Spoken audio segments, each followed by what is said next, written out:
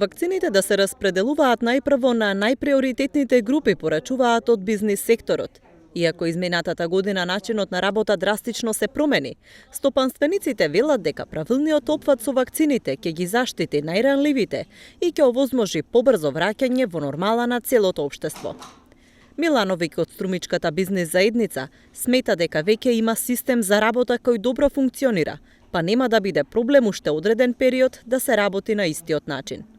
Па искрено ти кажам, според барем мое мислење, тоа дека приоритетни групи треба да бидат тие што навистина здравствено им треба. Значи, групите кои имаат хронични болести, кои немаат јак имунитет, кои се склони и се под знак прашалник со нивното здравје, така да гледам дека ние како стопанственици можеме малце повеќе да се оградиме од некои активности.